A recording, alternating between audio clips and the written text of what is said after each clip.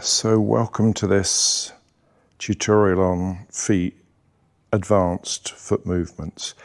So often it's not the individual movement that is the issue, it's the combination of movements. So for instance, if we go from the second Pung Lu Jian into single whip, we've got our feet a nice width, we sit back and we turn the toe, and then we have to pivot on the bubbling wellspring and bring the foot in, and then open the qua, drop the weight, and at that point turn the toe. So we're still in a nice broad bow stance, not too broad, but broad bow stance. And then into cloud hands, we turn to close the dragon's mouth, and then the foot comes back. Now, not all the way in, but back. Second one parallel, third one parallel, and then another single whip with the foot turned in. And then we go into the narrow stance for pat the horse. Second sequence that people find often confusing is snake creeps down. So the important bit here is the position of the foot, which should be in line with the heel of the supporting foot, but there's no weight transfer. The snake's head comes down and along parallel to the ground, and it turns the front foot together in harmony. But then the back foot turns in, so you're not straining the knee. From there, you sit back a little bit so you can turn the toe, and that enables you to come up into rooster on one leg. And then as you come down, the toes almost are in an L shape, and the left heel slips down around. Sink into the leg, position the foot in line with the heel of the other foot, but no weight change. And then a down and along. Turn the front foot, turn the back foot in. And then an option here, which I find helpful, is to push the heel in, not turn the toe in, and then come up into rooster. I find it just slightly easier. Both are correct. So there's snake creeps down.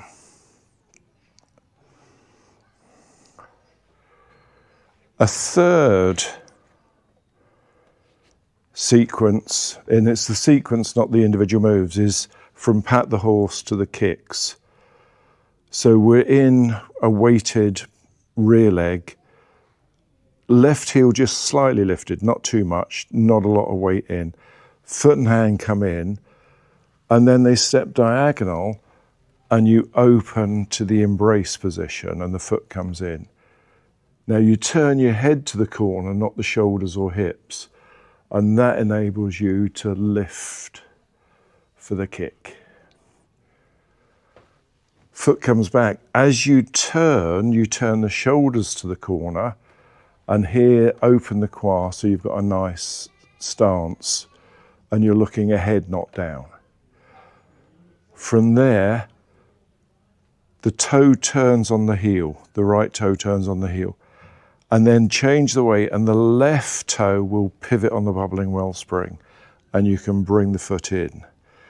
Now again, here an option, I just turn the right toe a little bit, so I'm into the right posture for the second kick. And then you're into snake creeps down.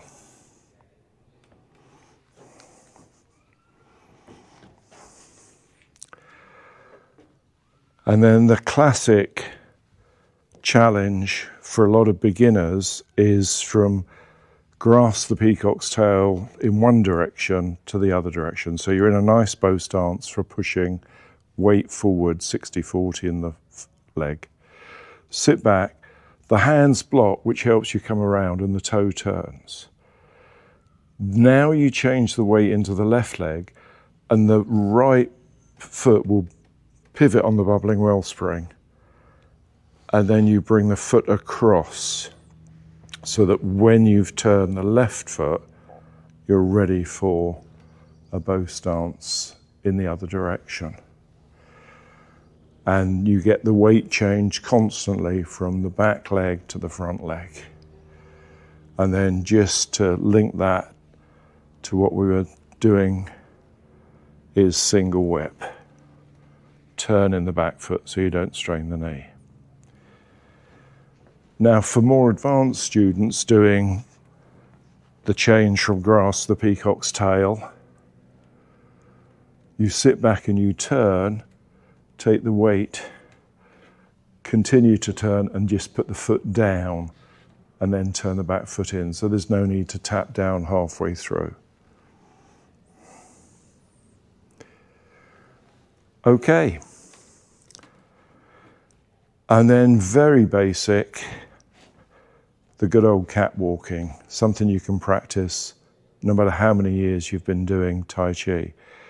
So one foot comes forward and that determines your width. It's shoulder width for the standard bow stance. Turn the foot, bring the center of gravity forward, empty the leg of weight, it will float in and float back out. And so the transition is smooth, you're under control all of the time, and the foot, although it's traveling in a straight line, does an arc. So standard bow stance. Now, there's your standard bow stance. For part of the wild horse's mane, the energy is across the body to the shoulder, and so you might be slightly broader. It might not look very different, but the feel will be different. So you're opening your body to the side, not going forward. And then one more. So that might be a slightly broader than shoulder width stance for part of the wild horse's mane. Brush knee and push is standard width. As I say, it doesn't maybe look very different, but it should feel different when you're doing it.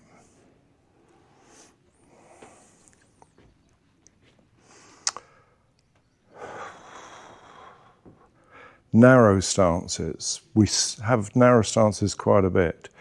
So for instance, crane spreads its wings, the weight's in the back, the left heel is just lifted slightly, and it's not too far from the other foot. So you're nice and balanced, so you can lift the foot if you needed to. For play the peeper, again, you're in your back foot, the front toe is lifted, and the sensation is compression across the hands and maybe even sinking, rooting into the floor. So there's a couple of narrow stances. Another narrow stance, needle to see bottom, where the front foot, the heel is lifted, you're folding in the middle, you're looking ahead. So another narrow stance.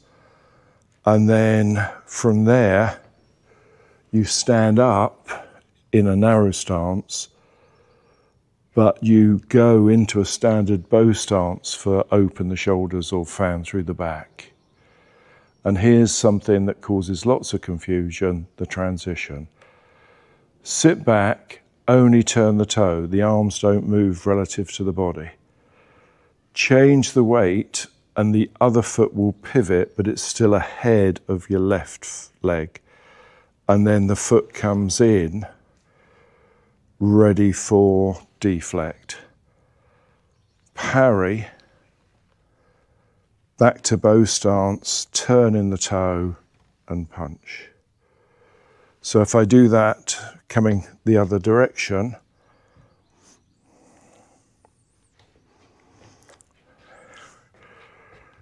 so needle to see bottom, heel lifted, open, bow stance, open the quad, weight forward into the leg, 60-40.